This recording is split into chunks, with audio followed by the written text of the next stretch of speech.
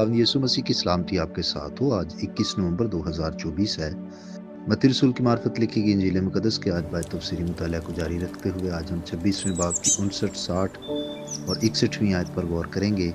इनमें यूँ लिखा है, और सरदार काहिन और सब सदर अदालत वाले यीशु को मार डालने के लिए उसके खिलाफ झूठी गवाही ढूंढने लगे, मगर ना पाई। वो बहुत से झूठे गवाह आए, लेकिन आखिरकार 2 गवाहों ने आकर कहा कि इसने कहा था कि मैं खुदा के मक़दस को ढा सकता और 3 दिन में उसे बना सकता हूँ। आमीन। अब खुदावंद यीशु मसीह के खिलाफ उन्होंने गवाहों से तफ्तीश की। अब इस अदालत के दायरा इख्तियार में जो जुर्म आते थे वो थे झूठी तालीम और कुफर। तो यही इसके खिलाफ साबित करने की कोशिश में थे। उन्होंने उसे पकड़ा और बांधा था, उसके साथ बदसलूकी की थी। अब उस पर फर्द जुर्म लगाने को कोई इल्ज़ाम तलाश करना भी ज़रूरी था।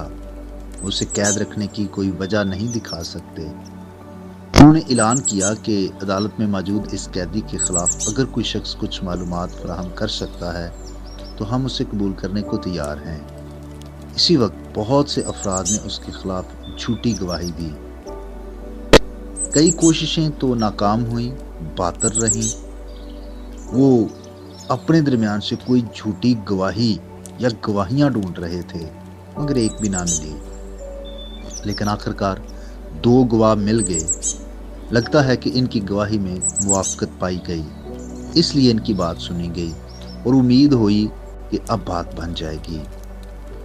इन झूठे गवाहों ने कसम खाकर उसके खिलाफ ये बात कही कि इसने कहा है कि मैं खुदा के मक़दस को ढा सकता और 3 दिन में उसे बना सकता हूँ।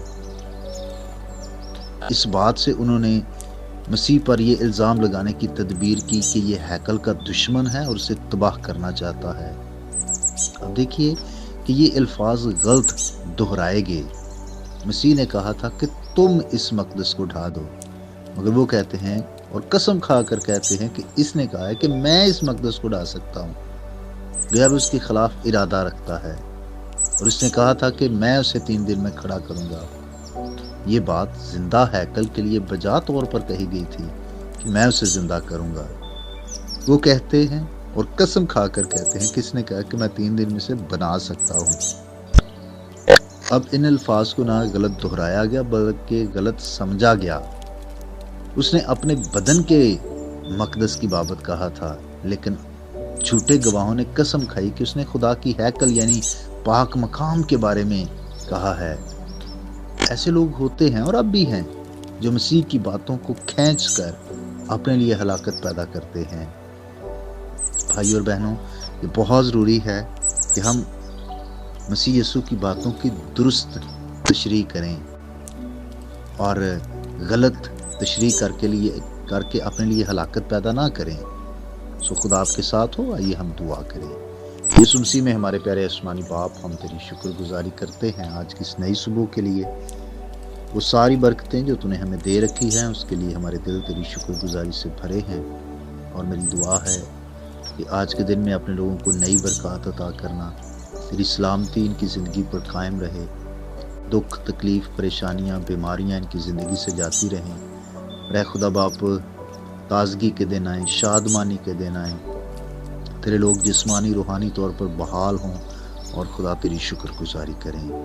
बाप आसमानी, हमें से हर एक में फर्माबरदारी का रूह पैदा कर, ताकि सारी बातों में तेरी शुक्रगुजारी हो। यीशु मसीह के नाम से आमीन। मेरा नाम पास्टर बिशारत है और ये पैगाम आपको इवेंजेलिकल चर्च अटकनरो से भेजा गया। अब तक हमारा चैनल सब्सक्राइब नहीं किया तो अभी सब्सक्राइब करें और बेल आइकॉन को क्लिक करके हमारी लेटेस्ट वीडियोस के बारे में अपडेट जानें।